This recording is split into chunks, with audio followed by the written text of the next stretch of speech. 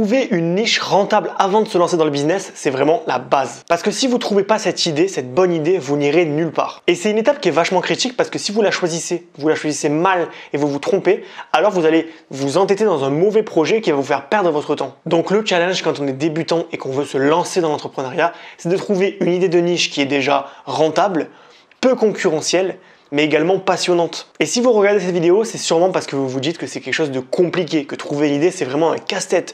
Vous n'y arrivez pas, vous ne savez pas quoi faire. Donc dans cette vidéo, je vous propose 7 astuces qui vont vous permettre de trouver une niche rentable et vous lancer pour gagner vos premiers revenus passifs. Je vous invite vraiment à rester jusqu'à la fin de la vidéo parce que le dernier conseil est charnière. C'est-à-dire que si vous ne l'avez pas, vous pouvez potentiellement annuler tous les autres conseils que je vous ai donnés.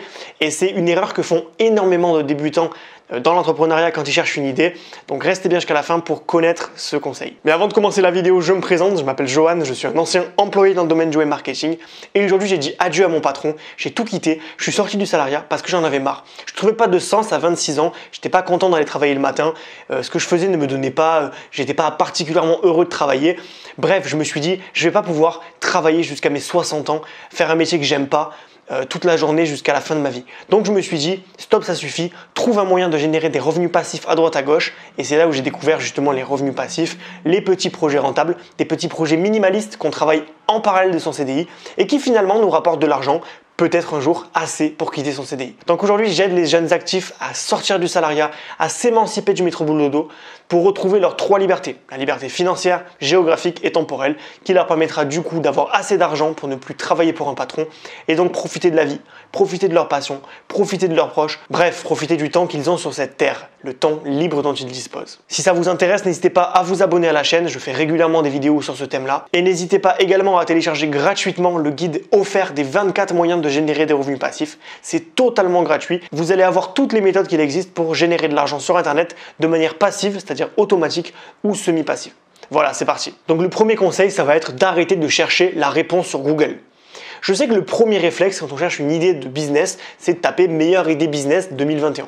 On va forcément chercher une idée sur Internet en se disant qu'on va trouver finalement la formule magique, vraiment l'idée servie sur un plateau. Et il y a énormément d'articles qui traitent de ces sujets. Je peux vous trouver des dizaines de top 100 qui vous proposent des idées déjà toutes faites. Numéro 1, numéro 2, numéro 3. Bref, malgré l'apparence séduisante de ce type de concept, c'est pas forcément une bonne idée de chercher une idée sur Google. Déjà parce que vous n'êtes pas le seul à avoir eu l'idée de taper ça sur Google. Vous êtes des centaines et des milliers à avoir tapé ça et donc il y a plein de gens qui vont potentiellement se mettre sur les mêmes idées que vous parce que c'est du conformisme. S'il y a 500 personnes qui trouvent cet article, les 500 personnes vont se faire influencer par cet article et donc il y a plus de chances qu'elles utilisent ces conseils. Ensuite parce que trouver une idée de business, ça se mature. C'est pas un choix qu'on fait à la légère. C'est pas comme quand on va dans un supermarché et qu'on prend un paquet de pâtes dans un rayon. C'est un truc qui va potentiellement nous suivre pour longtemps. C'est quelque chose qui doit nous passionner un minimum. Donc si vous vous contentez de listes déjà toutes faites de personnes qui vont choisir pour vous votre idée, vous comprenez bien qu'il y a un problème. Il y a un problème d'authenticité parce que vous n'allez pas être raccord avec votre idée, vous n'allez pas être passionné, vous n'allez pas forcément être honnête avec les gens avec qui vous allez vous adresser. Moi, si je vous fais des vidéos sur la liberté financière, c'est parce que je suis passionné par ça. Si demain je vous fais des vidéos sur l'automobile, même si l'automobile, j'aime bien ça, je ne vais pas forcément être authentique avec vous. Je ne vais pas forcément être passionné quand je vais vous parler et vous allez le ressentir. Voilà, une idée, elle est naturelle, elle marche bien quand elle part d'une véritable intention. Je vous parlais de l'automobile, justement j'ai un ami qui a lancé une chaîne sur l'automobile et il a eu plein d'abonnés rapidement, il a eu vraiment une belle croissance tout simplement parce qu'il est passionné d'automobile et donc ça colle totalement avec son idée de faire ça. A l'inverse, s'il s'était lancé dans la niche de la liberté financière, il n'aurait pas été très convaincant parce qu'il n'aurait pas forcément connu son sujet, parce que ça ne l'aurait pas forcément passionné.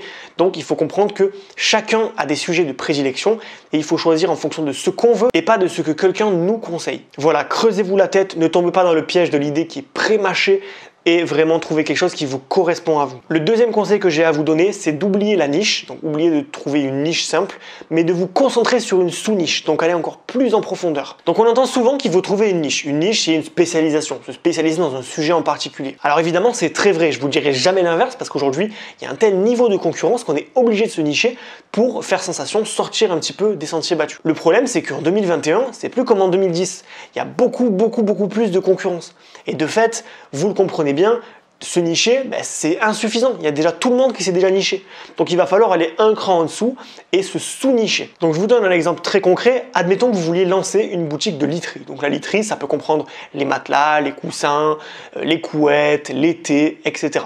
Donc vous avez vraiment une gamme de produits autour de la literie. Ça, c'est vraiment la thématique. Ensuite, la première niche, donc une niche classique, ça va être par exemple d'aller sur les matelas ou les oreillers. Donc on va prendre les oreillers. Donc vous allez vous concentrer sur les oreillers, vous allez faire une boutique d'oreillers. Là, vous êtes dans une niche, c'est encore insuffisant. Des boutiques d'oreillers, il y en a déjà plein. Et quelle est votre différence par rapport à une autre? Aucune. Donc il va falloir aller encore plus profondément dans la sous-niche. Et donc, on va pouvoir imaginer, par exemple, de créer une sous-niche d'oreillers ergonomiques. Donc, ergonomiques, c'est-à-dire qui s'adaptent bien, par exemple, à la forme de la tête et qui vont bien soutenir les personnes pour les gens qui ont, par exemple, des douleurs cervicales quand ils dorment. Il y en a plein des personnes qui dorment, qui ont mal au cou le matin, ils se réveillent, ils n'ont pas bien dormi. Et bien justement, on pourrait se concentrer sur une gamme d'oreillers spécialisés dans ce problème-là. Donc là, on est encore dans une sous-niche. Donc les avantages, il y en a deux. C'est que déjà, on va toucher un public qui est ciblé. On va cibler des personnes qui ont mal au cervical, qui ont besoin d'un meilleur soutien au niveau des cervicales. Et de l'autre côté, on va avoir un produit qui est spécialisé. Et comme votre communication, elle va être claire, elle va évidemment être claire, vu que vous allez être sur un produit avec une cible, vous allez avoir un meilleur taux de conversion. Donc ça veut dire plus de ventes et plus d'argent. Alors évidemment, là, vous devez vous dire, oui, mais bon, le discours médical des gens qui ont mal au cou, ça touche pas tout le monde. Et vous avez raison. Vous avez raison. Pas tout le monde a des problèmes de cou quand ils dorment. Et la plupart se contenteront d'un coussin chez Ikea. Mais c'est pas ça le problème en fait. C'est que là aujourd'hui, nous on va vouloir se concentrer sur un type de personne. Donc c'est le but en fait. Même si on parle pas à tout le monde, les gens qui vont avoir les problèmes de cou, ils vont être instantanément séduits par l'idée. Parce que ça va résoudre un problème immédiat chez eux. Donc au lieu d'être une boutique classique qui va être une copie conforme de toutes les autres qui existent sur le sujet, on va se concentrer sur une thématique qui va vraiment faire la différence. Parce que le mec qui va avoir mal au cou, entre la boutique standard où il n'y a aucune valeur ajoutée et votre boutique où vous êtes spécialisé dans son problème, je vous garantis qu'il achètera chez vous et pas chez la boutique standard. Troisième conseil, ne choisissez pas votre niche par rapport au volume potentiel. Donc quand on débute dans l'entrepreneuriat, on a tous un réflexe de se dire tiens, je vais choisir la niche où il y a le plus de demandes, là où il y a le plus de clients potentiels, parce que évidemment, plus il y a de gens, plus je vais gagner d'argent. Prenons par exemple la thématique de la perte de poids. Des personnes en surpoids qui veulent mincir, il y en a de plus en plus. Il y en aura toujours quoi qu'il arrive. C'est une niche qui est rentable, qui est vraiment, qui a énormément de potentiel. Donc on se dit potentiellement, la perte de poids, c'est une super idée de se mettre dedans. Problème, il y a déjà beaucoup de concurrence sur le marché, parce qu'évidemment c'est une niche qui est très rentable. Donc les gens ils se jettent dessus parce qu'il y a un potentiel financier à se faire. Et donc, vous l'avez compris, c'est difficile de faire sa place dans ce marché-là. Donc, ce qu'il faut comprendre, c'est que la réussite, c'est relatif. On peut très bien faire des meilleurs chiffres avec quelque chose de très spécialisé dans la perte de poids, plutôt que quelque chose de très large dans la perte de poids. Comme un petit business dans une thématique qui n'est pas très demandée peut faire plus d'argent qu'une thématique extrêmement connue. Il ne faut pas tout confondre en fait. Évidemment, s'il y a plus de demandes, c'est bien, mais il ne faut pas que ce soit un critère de sélection pour vous. Ce qui compte, c'est pas forcément la quantité de clients potentiels, mais leur qualité. D'où l'intérêt de se sous-nicher par rapport au conseil précédent. Il est préférable d'avoir une petite niche peu concurrentielle que d'avoir une énorme niche très concurrentielle où il est difficile de tirer son épingle du jeu. Numéro 4, une niche rentable n'est pas forcément original. Alors ça encore, c'est une erreur de débutant. On a l'impression qu'une niche rentable, c'est forcément lié à l'originalité. Et la raison, elle est toute simple, c'est que quand on regarde les grosses entreprises de type Tesla, Airbnb, Facebook, Uber, on se dit, forcément, c'est des entreprises qui ont révolutionné le marché, qui ont été disruptives, et donc on associe leur succès financier à leur originalité, le fait d'avoir réinventé leur domaine. Et sincèrement, c'est vrai. Aujourd'hui, on peut tous dire que Tesla, il a popularisé la voiture électrique, Uber, il a réinventé le transport urbain, Facebook, il a créé le concept du réseau social, Airbnb, il a réinventé la location entre particuliers. Là, on a parlé d'entreprises qui sont très médiatisées, donc forcément, il y a un biais cognitif. On ne voit qu'elles parce qu'on parle que d'elles.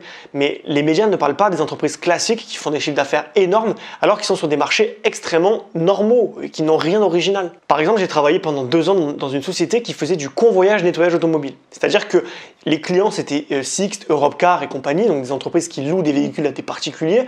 Et donc, nous, on récupérait leurs véhicules et on les nettoyait. L'entreprise faisait des millions d'euros chaque année, alors que franchement, on parle juste de nettoyer des bagnoles pour des professionnels. Le concept n'a absolument rien d'original et pourtant, il était extrêmement rentable, beaucoup plus que des petites startups qui sont originales mais qui gagnent que des pâquerettes. Et ça va même encore plus loin que ça. Les idées les plus originales sont celles souvent qui échouent le plus. Parce que l'entrepreneur qui est à la tête de ce projet, il va plus se concentrer sur son idée originale que sur le besoin de son marché.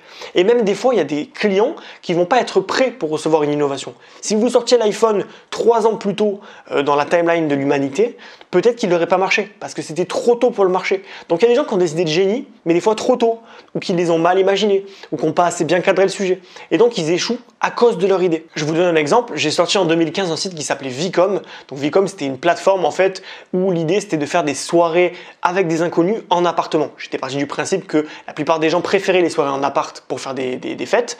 Et ils se plaignaient souvent que le problème des soirées en appart, c'est qu'il y avait peu de rencontres. Une fois qu'on avait un groupe d'amis, c'était difficile d'en sortir.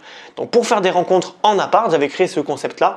Et autant vous dire que malgré que l'idée était applaudie par tout le monde me disait mais c'est génial, c'est une super idée, eh bien ça n'a pas fonctionné. Ça n'a pas fonctionné parce qu'il y a eu des problèmes que j'avais pas anticipés. Il y avait 99% des personnes qui me disaient qu'ils n'osaient pas faire de soirée chez eux parce qu'évidemment ils voulaient pas inviter des inconnus dans leur appart. Et je le comprends tout à fait. Ou il y avait des gens qui me disaient bah oui, bah ok c'est bien ton concept, mais pourquoi j'irais pas plutôt demander sur Facebook plutôt que de passer par ta plateforme.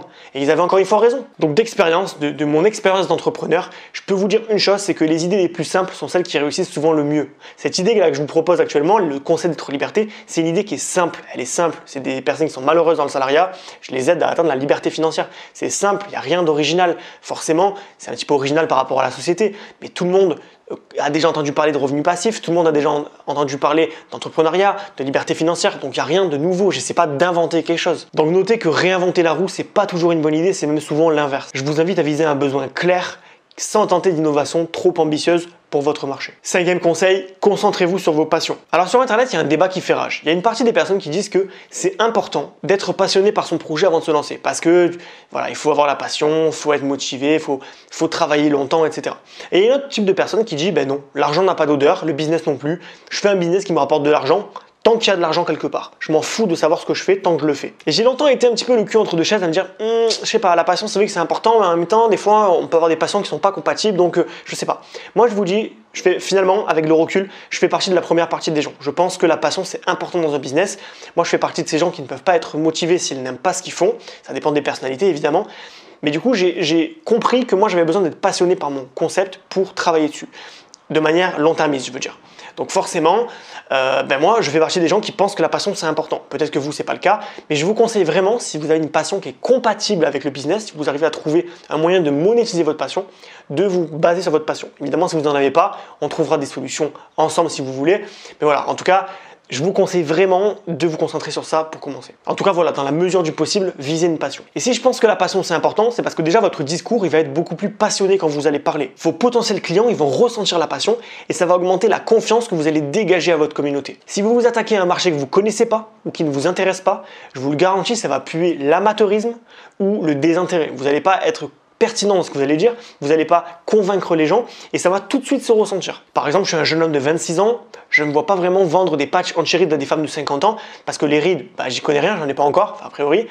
Et surtout, ça m'intéresse pas. Je vois pas la valeur ajoutée que je vais avoir. Je vais pas trouver de sens à faire ça. Et puis la deuxième raison, je vous en ai déjà un peu parlé, c'est que vous allez devoir être persévérant. Donc c'est difficile de persévérer quand vous n'aimez pas faire quelque chose, à moins que vous soyez totalement déconnecté de vos émotions. Mais la plupart du temps, c'est difficile de se lever, de se mettre au travail quand vous travaillez sur un truc qui vous passionne pas du tout. Donc la passion, c'est bien pour être persévérant, c'est bien pour être honnête avec son audience et c'est bien pour être pertinent et que son message résonne plus fort. 6e conseil, ça va être de résoudre un problème dur. Donc l'acronyme DUR, D-U-R, il fait référence à 3 mots. Douloureux, urgent et reconnu. Donc un problème douloureux, c'est un problème qui est difficile à supporter. L'homme qui est physiquement complexé à cause d'un physique trop mince par exemple, l'employé malheureux dans son CDI qui veut retrouver sa liberté, l'entrepreneur en échec qui ne parvient pas à faire décoller son entreprise. Toutes ces personnes, elles sont susceptibles de passer à l'action rapidement pour mettre fin à leur souffrance. A l'inverse, si le problème n'est pas assez handicapant, la personne ne va pas forcément passer à l'action. Ensuite, le problème urgent, c'est un problème immédiat. Il doit être résolu rapidement. Je connais absolument personne qui aime souffrir de manière perpétuelle. Et face à une douleur vive, on cherche tous à se soulager rapidement. Alors je vous donne un exemple de la vie courante, vous allez voir, c'est un petit peu perché, mais vous allez comprendre le lien. C'est, admettons qu'un homme tombe dans les escaliers. Dans la réalité numéro 1, il tombe, il se blesse un petit peu, il se cogne le tibia, il s'est pas fait trop mal, ça va. Il se relève, il se dit j'ai une petite bosse, ça va passer tout seul, il passe à autre chose. Dans le deuxième cas, il se tape super fort, vraiment super fort, la douleur elle est vraiment insurmontable, c'est difficile, il a du mal à marcher, il se pose la question s'il s'est pas fait une fracture, donc tout de suite il va aller consulter un médecin pour régler son problème parce que la douleur elle est forte, donc elle est urgente. Et si je vous donne cet exemple, c'est parce que justement une douleur physique c'est semblable à une douleur émotionnelle, c'est la même chose au final. Une personne qui est complexée par son physique, qui va se regarder dans le miroir, va tous les jours souffrir de se voir. Ça va lui faire autant mal que si elle s'était fait une fracture du tibia. À l'inverse, une personne qui a des petites imperfections mais qui n'est pas particulièrement complexée, il y a peu de chances qu'il passe par la case par exemple chirurgie esthétique. Enfin, le problème reconnu, c'est un problème qui est réel. Et quand je dis réel, c'est pas réel pour vous, c'est réel pour votre client, c'est-à-dire une personne qui va comprendre qu'elle a un problème et qui a conscience qu'elle doit le résoudre. Parce que quand on cherche une niche, on peut parfois inventer des problèmes. On peut inventer un problème nous-mêmes en disant ah tiens, je pense que les gens ils ont ce problème-là. Ou on peut tout simplement définir un problème qui n'a pas été compris par la personne que vous visez. Par exemple, vous décidez de vendre un stylo sur AliExpress en dropshipping de 32 couleurs, donc un stylo de 32 couleurs. Ok, c'est bien, votre stylo il est génial, mais est-ce que les gens ont vraiment besoin d'un stylo de 32 couleurs pour écrire? Pas vraiment. Pour fonctionner, le problème que vous définissez doit être reconnu par votre client en amont. Vous ne vendrez jamais une séance de sport à une personne qui ne comprend pas l'intérêt de faire du sport. Ça peut paraître logique dit comme ça, mais je vous garantis qu'il y a énormément de startups qui se lancent sur des business sans réfléchir à est-ce que le besoin que je résous est réel. Enfin, septième et dernier conseil, et vous avez bien fait de rester jusque-là parce que ce conseil c'est peut-être le plus important de tous, ça va être de vous tenir à votre choix. Une fois que vous avez trouvé une idée rentable, vous avez vérifié que c'était un problème dur, que c'était un problème qui vous passionnait, que vous avez vraiment une clientèle possible, que vous êtes bien sous-niché, alors vous allez vous tenir à votre choix. Ne vous éparpillez pas, ne changez pas tous les 15 jours de projet. Au début, on a l'esprit un petit peu qui part dans tous les sens et on va avoir tendance à chercher constamment une meilleure idée en se disant « Ah tiens, cette idée, elle va mieux marcher que l'autre ». Mais la réalité, c'est que même une idée qui est géniale, même la meilleure idée au monde, vous n'aurez pas assez en 6 mois pour vous découvrir si vraiment l'idée, elle est vraiment possible ou pas.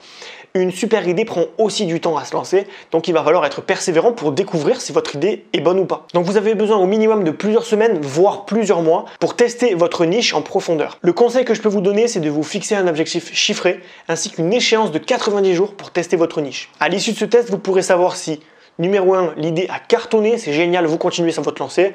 L'idée a un petit peu marché, on pourrait peut-être l'améliorer, ça vaut le coup d'essayer. Et non, l'idée n'a pas fonctionné, ça ne marche pas, je passe à autre chose. Pour vous donner un ordre d'idée, une niche, ça met à peu près entre 1 et 3 ans pour fonctionner. Donc il faut laisser le temps au temps. Alors quand je vous parle de 1 à 3 ans, c'est commencer à faire des beaux résultats quand même. Hein. On peut commencer à avoir des résultats au bout de 3 mois. Hein. Ça ne veut pas dire qu'on est à zéro. Mais voilà, si on veut vraiment avoir le potentiel d'une idée, c'est jusqu'à 3 ans. Donc ne croyez pas qu'en 15 jours, vous allez savoir si votre idée est bonne ou pas. Il va falloir persévérer, il va falloir continuer et potentiellement changer plus tard. Voilà, ne faites pas trop preuve d'impatience, sinon vous allez vous saborder tout seul, vous allez ruiner toutes vos chances de réussir n'importe quelle idée, vous allez les louper parce que vous ne donnerez pas assez de temps à votre projet pour décoller. Voilà, c'est la fin de cette vidéo, n'hésitez pas à vous abonner si elle vous a plu. Je fais régulièrement des vidéos sur l'indépendance financière, géographique et temporelle, donc tout ce qui tourne autour de la création d'un business pour s'émanciper du CDI avec des revenus passifs. Et n'hésitez pas également, encore une fois, à télécharger le guide gratuit des 24 moyens de générer des revenus passifs. Je vous mets le lien en description, vous allez voir, vous allez apprendre plein de trucs super intéressants pour générer des revenus passifs, soit en faisant un petit business, soit en investissant votre argent. Voilà, le lien dans la description, je vous invite à le télécharger.